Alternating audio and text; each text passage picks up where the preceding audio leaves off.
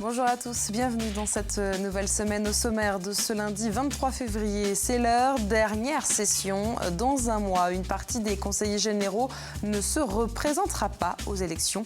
Ce matin, l'ambiance était donc un peu particulière dans l'hémicycle. La catastrophe n'a pas eu lieu. La grande marée de vendredi n'a pas débordé. Seules quelques dégradations sont à déplorer. Les grandes vagues ont surtout ravi les promeneurs. Il sera peut-être bientôt le meilleur paysagiste de France. Guillaume Thomas fait partie des 2 finalistes du concours national. À quelques jours du jugement, le jeune Vendéen est en pleine création et concrétisation, vous le verrez. Dans un mois, nous serons en plein cœur des élections départementales. Alors vous le savez, vos conseillers généraux d'aujourd'hui laisseront la place à des conseillers départementaux. Alors selon le résultat du scrutin, certains retrouveront peut-être leur poste, mais pour d'autres, c'est sûr, il s'agit de leurs derniers instants. Ce lundi matin, il y avait donc une certaine émotion dans l'hémicycle du Conseil général. Regardez ce reportage de Carl Laboureux.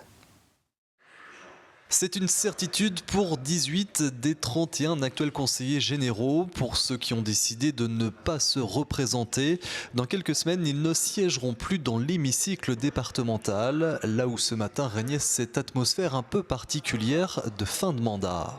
Ce matin, c'est vrai que les sentiments se bousculaient.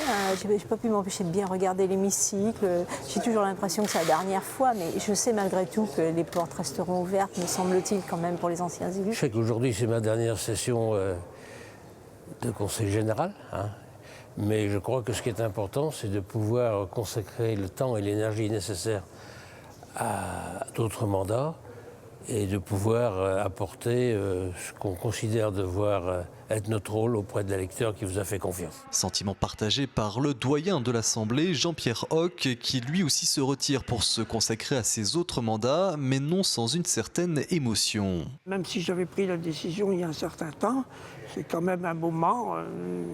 On tourne une page, bien entendu, une page où on s'est beaucoup investi, on a eu beaucoup de plaisir à s'investir, à monter des projets, à les accompagner. Donc je suis quand même assez ému. Oui, c'est une page qui se tourne. Une page qui se tourne d'autant plus importante que des piliers de l'Assemblée départementale ne repartent pas.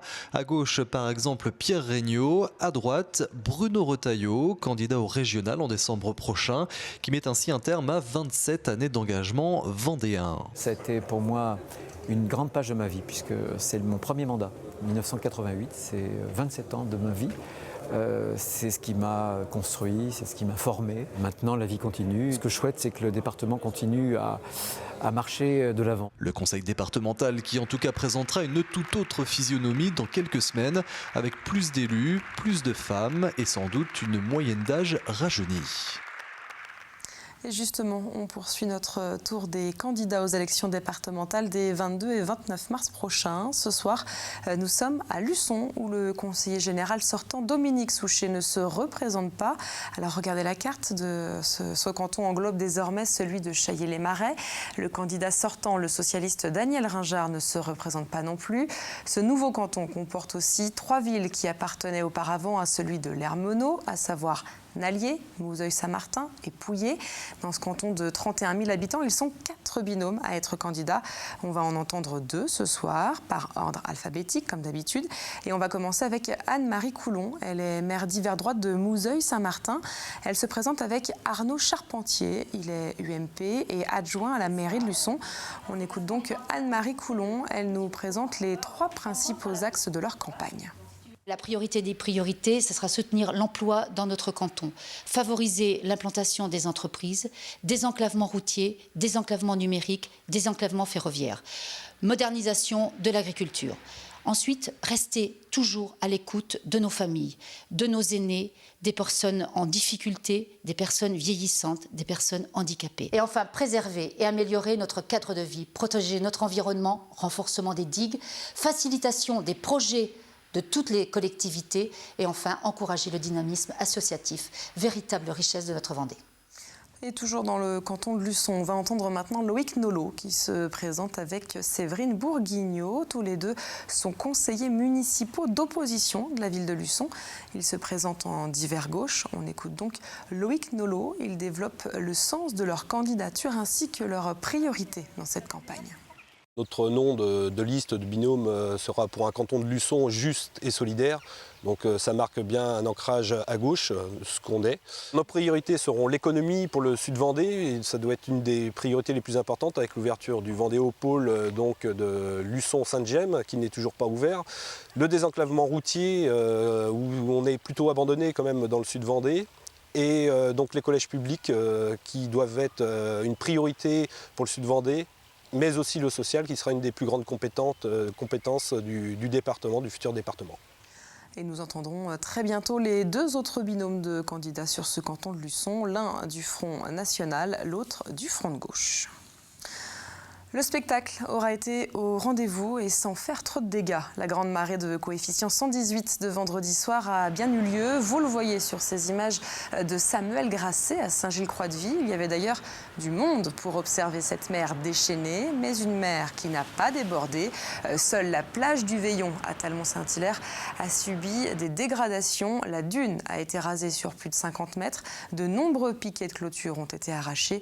La commune prévoit d'ailleurs une grande opération de nettoyage en mars prochain avec des bénévoles. Ailleurs, les communes étaient également sous surveillance, mais cette fois, aucune intervention n'a été nécessaire. Il s'agissait donc d'une répétition avant celle que l'on appelle la marée du siècle, celle du 21 mars prochain, qui annonce déjà un coefficient de 119. En 2040, 36% de la population vendéenne aura plus de 60 ans. Les retraités tiendront et tiennent déjà une place importante dans notre département. Un salon leur est donc désormais consacré. L'événement se tiendra vendredi et samedi prochain aux Oudéries à La Roche-sur-Yon. Le programme a été présenté il y a quelques jours. Vous le voyez sur ces images de Stéphane Martins. Pour cette deuxième édition, l'objectif est une nouvelle fois de réunir sur un seul et même site tous les services et les loisirs qui pourraient intéresser cette tranche d'âge. Ça passe donc par la santé, le service à la personne, l'habitat, les agences de voyage, mais également la gastronomie. On écoute l'organisatrice de ce salon. Une retraite, ça se prépare, ça s'anticipe, surtout pour les personnes qui ont été très actifs du jour au lendemain. Être en retraite, des fois, ça peut être un choc. Donc, il faut préparer sa retraite. C'est une nouvelle vie d'être retraité.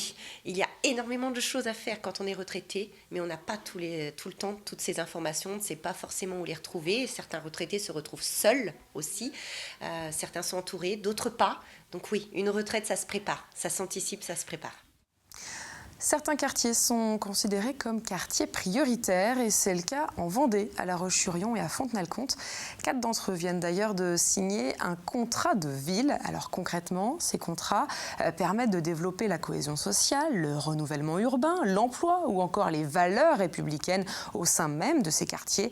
Ce partenariat est signé entre l'État et les collectivités territoriales. Il s'établit sur 5 ans, de 2015 à 2020. Et l'une des priorités est donc de mettre en place les valeurs républicaines, comme le souligne le préfet de la Vendée. Nous renforçons l'accompagnement social, notamment avec un axe nouveau. On voit bien qu'il fait écho à notre actualité du début de l'année sur les valeurs de la République et la citoyenneté, non pas de façon théorique, de façon incantatoire, mais dans le vivre ensemble quotidien avec des actions qui renforcent la cohabitation sereine, la connaissance réciproque, l'éducation à la citoyenneté, la réussite éducative, l'accompagnement, le tutorat. C'est assez rare pour le souligner. Ce week-end, Sallertaine accueillait l'un des plus importants rassemblements de poissons et de reptiles. Nos caméras se sont donc glissées parmi toutes ces bêtes. Un reportage de Marine Fumolo et Pierre Dalicieux. Ici, pas d'animaux de compagnie comme les autres, et c'est le moins que l'on puisse dire. Les NAC, nouveaux animaux de compagnie, ont investi la plus importante bourse aux poissons et reptiles de tout l'ouest de la France. On est dans une salle de 1200 mètres carrés où on peut voir et acheter toutes sortes de poissons et de reptiles.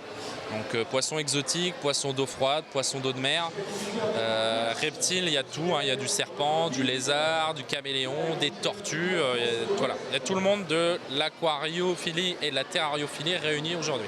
Une bourse qui attire beaucoup de monde, 7000 visiteurs l'année dernière. Parmi eux, des curieux, mais surtout beaucoup de passionnés qui ne repartiront pas les mains vides.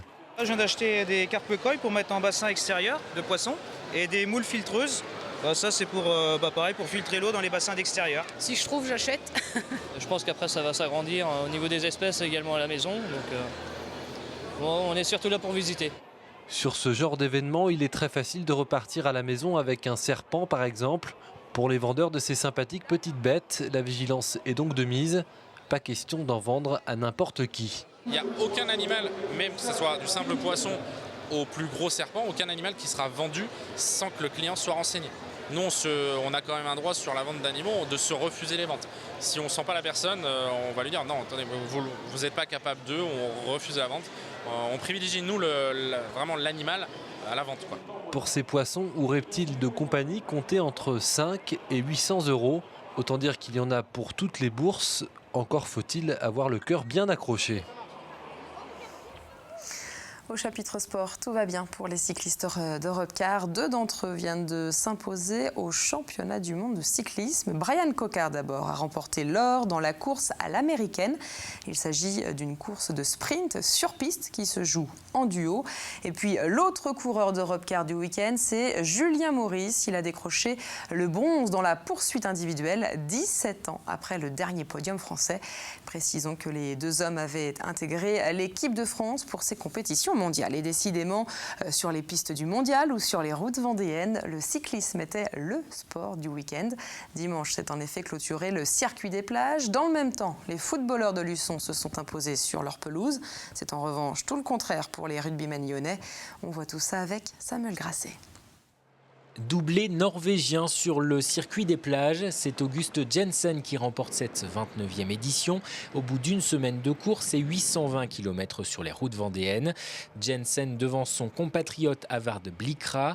Maxime Le Montagny complète le podium. Le Breton s'est d'ailleurs adjugé la 5e étape entre Apremont et Chaland et la 6e à Saint-Hilaire-de-Riez. Attention, et à nouveau, voilà Maxime Le Montagny avec le même geste. Les premiers Vendéens au classement général, Krener et Destin, les 2 coureurs de Vendée U terminent 8e et 9e.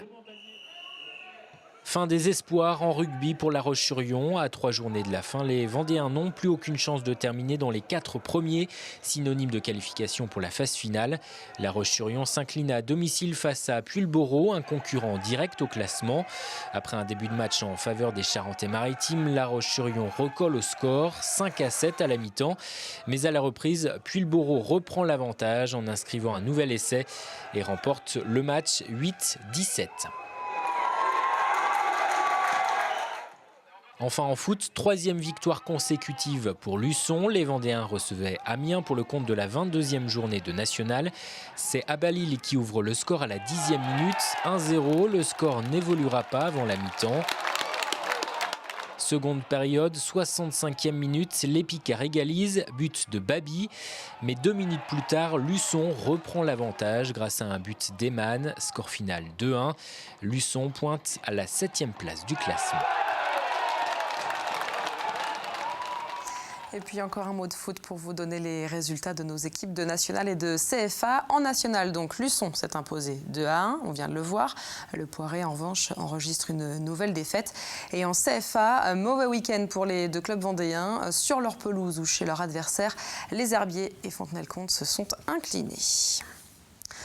La rédaction de TV Vendée vous propose maintenant d'aller à la rencontre d'un jeune Vendéen qui deviendra peut-être le meilleur paysagiste de France. Il faut dire que Guillaume Thomas est aujourd'hui l'un des 2 finalistes du concours du meilleur ouvrier de France de paysagisme. Au début, ils étaient 15. Dans quelques jours, le jury découvrira son œuvre et surtout la jugera. Avant ça, l'artiste en herbe est en plein travail. Aurélia Horner est allée lui rendre visite sur son chantier.